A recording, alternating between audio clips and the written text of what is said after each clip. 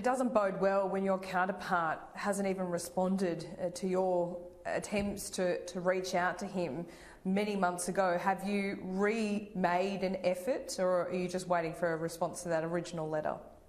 So when the Prime Minister gave me the great honour of becoming the Trade, Tourism and Investment Minister, I set out 3 principles which I would adopt when it came to how we would pursue our trade policy. I'd be very proactive, looking to diversify to as many markets as possible, deepen our engagement in as many markets as possible, to be principled in the approach that we take, and then also to be patient. And I'm happy to be patient in waiting for a reply.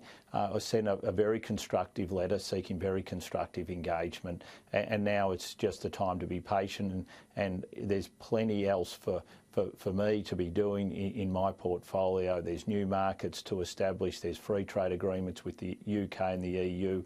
We want to deepen our engagement with India. So there's a lot to be getting on and doing, and I'll just wait patiently for that response. Okay, it sounds like you might be waiting a while. Just finally, Minister, the EU earlier this month blocked shipments of vaccine from reaching Australia. Is that something that you think could be referred to the WTO?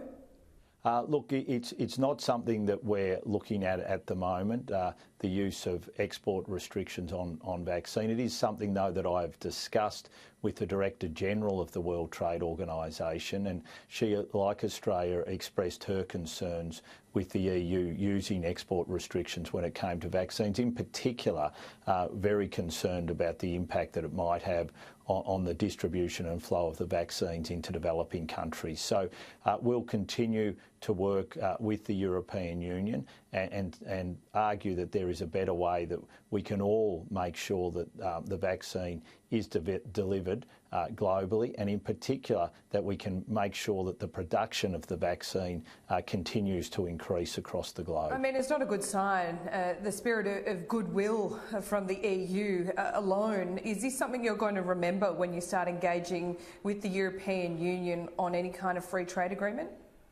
Well, I mean, always, and I was at a dinner last night with the European Union ambassadors here in Canberra.